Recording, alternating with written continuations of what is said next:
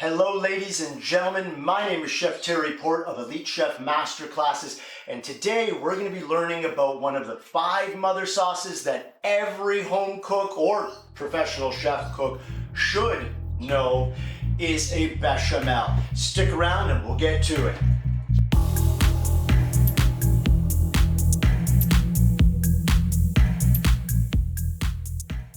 All right, welcome back. I'm just going to introduce you to some of the ingredients that we're going to be using today to make the bechamel.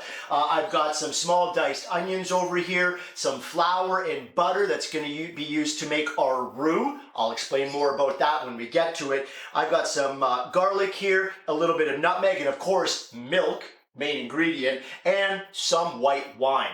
Stick around and we're going to start cooking right back there. All right, welcome back, ladies and gentlemen. I'm about to start putting this bechamel together. First thing I'm going to do is get my pan on medium heat and butter is going to go in. All right, that's in. Now, I mentioned at the top of the show that I wanted to talk about what a roux is. So I've got some butter melting right now and I'm going to add some flour to it. I do need to cook out that flour because what's going to happen, that flour is going to end up thickening my liquid. In this case, that's milk. But this process lends itself, as I mentioned, to many other sauces which incorporate other liquids, either a dark veal stock or a chicken stock or a fish stock, realistically, any liquid for that matter. In its most basic form, it's just flour and butter in equal parts, cooked. That's what a roux is. Now, when I say cooked out, it depends on what sauce I'm wanting to make as to how long I cook out that roux. If I'm making a dark veal stock, something called an espagnole, one of the other 5 mother sauces, well then it's important for me to cook out that roux for a much longer period of time, lower heat, to brown that butter and flour. So it doesn't diminish the flavor, the color and flavor of the dark veal stock. You could do a dark chicken stock too. And that's what an espagnole is. Okay?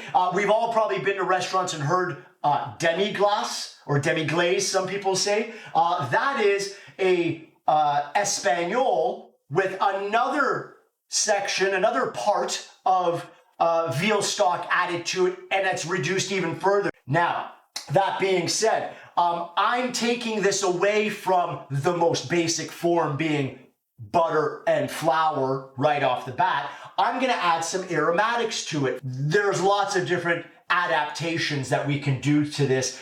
We can add in some fresh thyme. I've got some nutmeg over here, which is pretty classic, and I love nutmeg. But you could also add one of my favorites, garlic confit at the end. One of the most classic sauces that is a derivative of bechamel, which is why they're called mother sauces, because many sauces can be made from them, is a Mornay. Not a lot of people know what a Mornay is, but if I said mac and cheese sauce, now do you know? That's pretty much what a mac and cheese sauce is. It's a bechamel with cheese added to it. Classically, it's supposed to be something called Emmental, which is a type of Swiss cheese. But I mean, whatever. Add whatever cheese you like. Go Pecorino Romano. Go cheddar, American cheddar. Why not?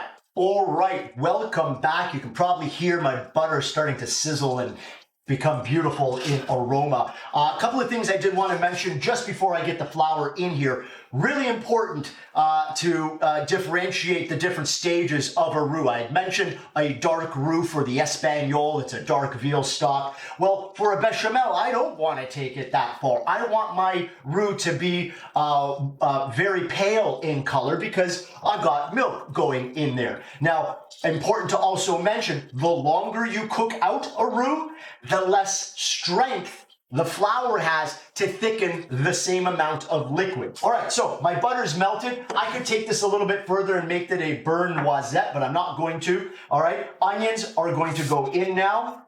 Also garlic simultaneously. All right, and I'm just going to use a wooden spoon at first and give this a stir. now that we've had the onions and garlic cooking out, now I'm going to add a little bit of nutmeg to this. All right, so now the white wine, okay? I'm gonna add that in, okay? So now what we're gonna just do is wait for that white wine to reduce down, and then all the onions have absorbed that flavor. Everyone's married together a little bit better. And then I'm gonna add my flour and cook that out. For a blonde roux, we want it to at least be a minute or two, depending on the volume of what you're making for the size that we're doing. Yeah, just a minute or two you want to cook it out so your finished product doesn't have that sandy, gritty texture to it. Wine is reduced out. Now it's the time for the flour. All right, so I'm gonna add that in. Okay, and I'm gonna switch to my little whisk that I've got here. All right, welcome back, ladies and gentlemen. This has been cooking out for a minute or two while I'm stirring constantly. All right, so milk goes in at approximately 6 parts. I'd say that's it, I'm guessing. All right, now I'm just going to whisk that together.